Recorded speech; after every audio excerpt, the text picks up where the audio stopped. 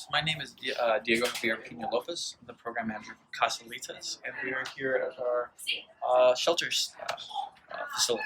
Great. And Casa Alitas is a shelter facility for asylum seekers, correct? Yes, so this is a shelter facility for asylum seekers. Once they go through the initial asylum process at the ports of entry across the border, Right. and they come to us after going through immigration.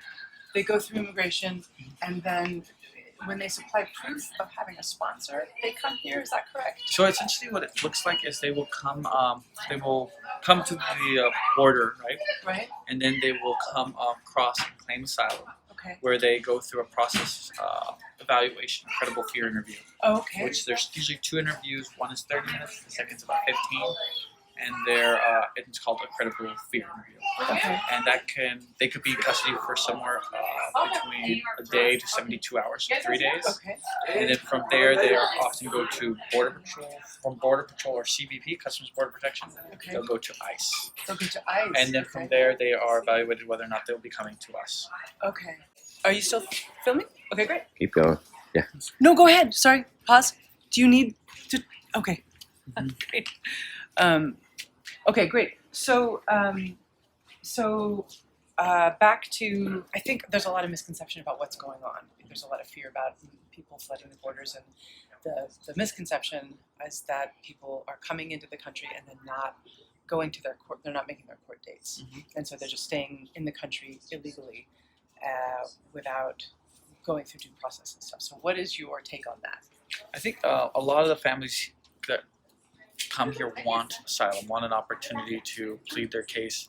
And I think right now one of the struggles that we see is a system that is not really built to work with these families to claim asylum and help them go through the process, or it's just a really tricky process to navigate. It's a tricky process, huh? What? And I say tricky in like In the politically, like, you're trying to be diplomatic, sort of. well, the diplomatic, but recognizing it's a very complicated process, and it's and the available resources and funds to help the courts and the families present themselves and such is also not there. It's not there. Okay. What are the main reasons people are fleeing that you're encountering? Really, the violence in Central America, from the cartels, so for a large portion of our families, persecution. Many of our families are of indigenous descent, Okay. and because of that, lack of resources, the prejudices they may feel in their home countries, as well as the pressures that the cartels put on them and such, it all builds up and leads to the needs of fleeing their families. No one wants to leave their homeland, their mother, the place they grew up, and they're finding themselves in these situations. Right. How many families do you encounter on any given day? Today, Okay. 50-some people? Yeah. Okay.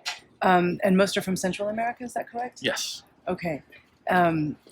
Who funds this it's facility? essentially all donation-based to Okay. this point. We've been really fortunate with our community here in Tucson and nationally, Yeah. of people opening their hearts and their wallets, essentially helping us. But there's really just 2 paid staff here from CCS, and other organizations have given us part-time staff or people to work with us. Some work other jobs as well. But I think of that, there's 4 or 5 of us, and then here we have everyone else volunteers. So there's any given moment, probably 20-some volunteers here working, Okay. at least. Now, if Casa Alitas wasn't here, if it didn't exist, what would happen to the families once they do their credible fear? Many of the families would most likely be dropped off at the bus station. Okay. So in other regions across the United States, you'll see families dropped off with little to no resources nor knowledge of what's next or what's needed to happen. Okay. And some communities are fortunate enough to have people working at the bus stations helping families. So when we first started, many of our volunteers or people were at the bus stations giving food, water, educating the families on where they are in the United States, helping them understand how to travel, and then giving them medical attention if needed. Medical attention. Yeah. How many people once they get to the border, many have obviously, some come on buses, some are walking.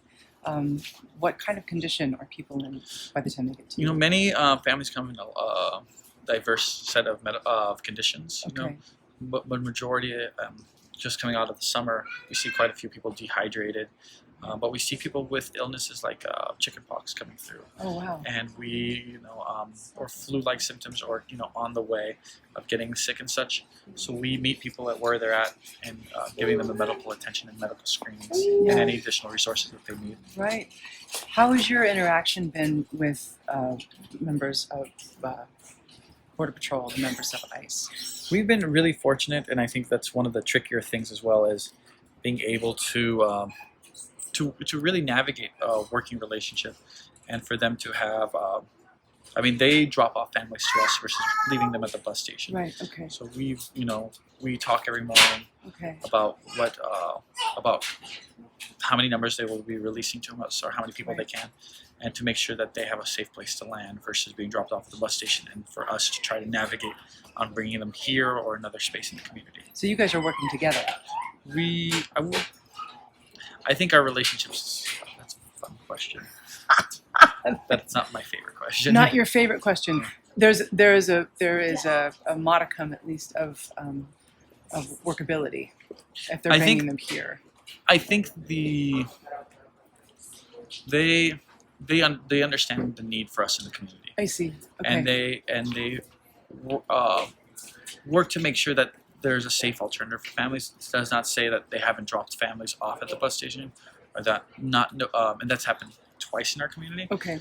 But we've quickly learned, like, okay, this is how we have to adjust, or this is how we fix the situation. I see. For the most part, it's tricky. It's a lot of moving parts. Yeah, sure. And what is it exactly that you are doing for the families? How long are they here? So when they usually get here? families stay for about 2 days, Okay. and they go through a medical screening. We have food, water, clothing, as you'll Mhm. see, and we just make sure that they get connected to their sponsors in the United States. It's what it's all about, is restoring that human dignity and meeting people where they are and what they need. What could our administration do right now to improve policy on immigration? I think the method that we can look at improving, or kind of see, there's so many facets on this one question.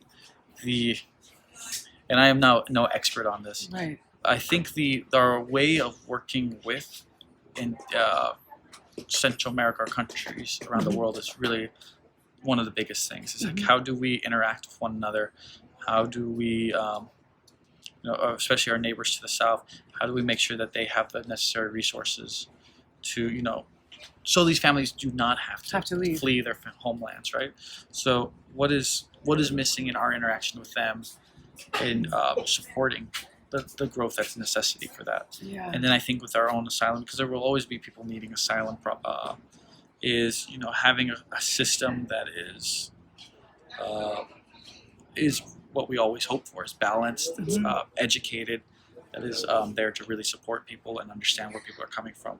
Right. And I think I could try to talk in all of these circles about it, but I think it's just so complicated too, when we're looking at so many different countries and different groups and different needs.